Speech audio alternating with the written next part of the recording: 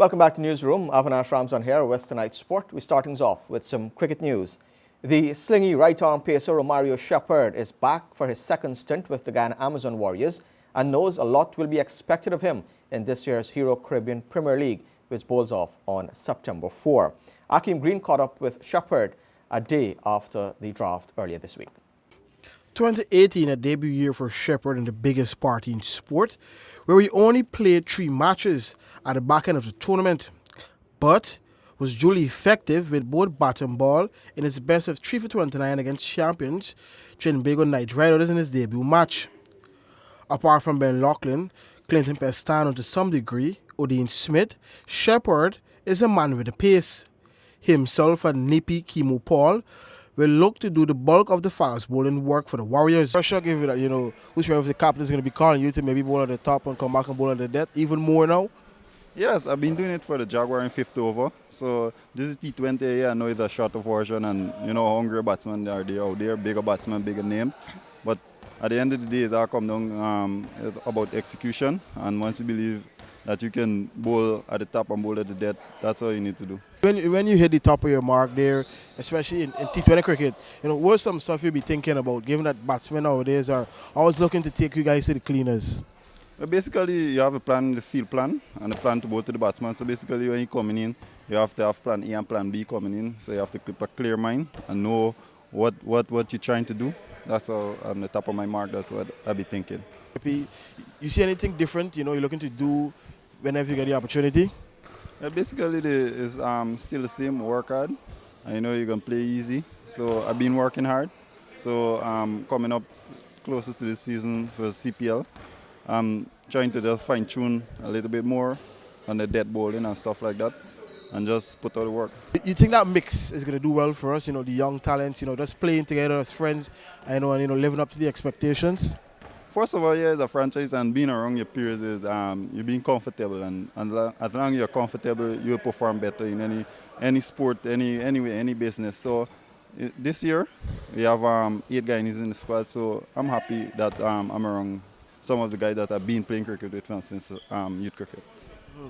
Looking back at last year, you already see stuff that whenever you have your team meetings, you're going to tell some of the guys who weren't there last year that we need to do different in order to bring a different result at the end of the season? Yeah, well, obviously you have the team meeting, so we have the team plan. And obviously certain batsmen we didn't execute well to last year. So this year I'm hoping that we can go the extra mile and execute better against them. Shadab Khan, Ben Lachlan, those are 2 guys that weren't there last year. We're looking to pick from their brain. Also, talk to Hetty about what he learned from IPL and also Kimo from dead bowling in IPL as well. Well, obviously, Kimo is my friend, so I'll be asking him a lot of questions. And obviously, the overseas, Ben Lachlan, he's been around a long time, so I'll be picking the brains. How is Barbies, given that all their players now are not in the Guyana Jaguars team, but they're playing CPL? Yeah, well, Bobby's been producing a lot of good players over the years, and as you can see, a lot of youngsters coming through right now. So it just shows that the growth in Bobby's that, they call we countrymen, but we are hungry for this cricket, and we've been playing well over the past couple of years. And batsman Shimron Hetmyer is the lone Guyanese in the West Indies World Cup squad. He is set to appear in his first ever global event when action bowls off on May 30 in England. With 4 ODI hundreds and an average of 40 after 25 games, 22-year-old Hetmyer is gradually morphing into a middle-order mainstay for the Caribbean side. In an interview with Cricket West Indies media officer Philip Spooner, the Barbician talks about what it means to be playing in his first World Cup at such a young age, facing Australia for the first time, and the advice Chris Gale has given him. Shimron Hetmyer, your first Cricket World Cup for West Indies at the senior level. You must be an excited young man at such a young age to achieve one of your lifelong goals. Yeah, I'm very happy. I would say it's a fantastic feeling to actually be here. I always dreamt about playing in a World Cup for West Indies, and never thought I would be playing for the West Indies actually this young, and playing for the World Cup as well. It's just a fantastic feeling for me, and I'm just looking to do everything possible to make sure that West Indies win this World Cup. You've been here now, you arrived just a few days now, so you're getting acclimatized to the conditions. You left India with the IPL, you went home for a few days, and now you're back here. What has it been like so far? Thus far it's been a fantastic ride for me, I would say. Actually being a part of the West Indies team for about 3 years now. It's just fantastic for me, and just I'm just trying to go from strength to strength in whatever way that I could possibly go in. As you said, I was in the IPL, I was in other leagues, CPL back home, and just before that we were playing against England in the Caribbean, and then now we're here in England. So it was just thus far it's been great. I'm just looking forward to tomorrow's game actually. And talk a little bit about tomorrow's game. You've never played against Australia before, so it's something a bit new. You've obviously seen them on TV, you know of the senior players and all that kind of stuff. So how do you view tomorrow's game? I view it as a nice challenge for me, I would say. As you said, never played against Australia before, but I always watch them on television, and they look like a very nice team to go up against. Not well in terms of a challenge to batting pace, and I just think it's a quality team and just a quality opposition, and just looking forward to tomorrow's game, as I said earlier. And it's a pretty small ground, so the opportunity presents itself to hit some bowlers. But I know you're focusing on more than that. You're looking obviously to build an innings and get a good score. Yeah, well, it depends on the situation of the game again as well. So I'm just trying to, as it is, I'm just trying to play the situation and playing for my team as much as possible. And whatever way possible, as I said earlier, that I could make West Indies come on top in whatever way I could. I'll just try to do that in whatever way. In your short career, you've done extremely well in 50-over cricket. You've got several centuries. Taking you back a little bit recently to the one against England that helped the West Indies to victory. How have you seen your career develop so far? Thus far, it's been all right. I would say I'm missed out on a couple of centuries also.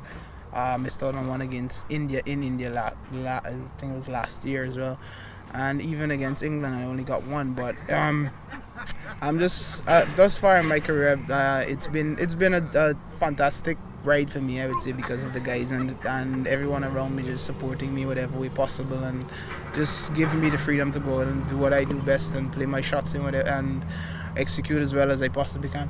Do you see the World Cup as an opportunity for a real breakthrough in your career, some opportunity to say to the world, I'm here, I mean business? Yes, it is. I was speaking to one of the coaches earlier, and he also said the same thing to me. And as I said, I'm just trying to take it from strength to strength in whatever way that I possibly can. As I said earlier, to represent the West Indies in the best way as I possibly can, and trying to get myself going in the world stage as well. Well, you've got quite a handy mentor in Chris Gale in the same dressing room, sitting next to you. So it's somebody obviously to look at. What do you take away from your conversations with Chris? Chris is a fantastic person, a fantastic player as well. It's just mainly speaking to him. He just speaks mainly on just giving yourself a chance, as everyone in whatever form of cricket you play in. You just try to give yourself best chance as possible to score runs, and from then on anything is possible, because with the type of cricket is played these days, it's not one-day cricket is. It's a kind of fast-paced game. Even in Test cricket these days, it's fast-paced. So you just try to get yourself set and then see how much and how far on you could go. And the fans are always cheering for you now. You're one of the favourites with the West Indies fans on the social media as well as in the stands. What's your message to the fans as you get ready for the Cricket World Cup?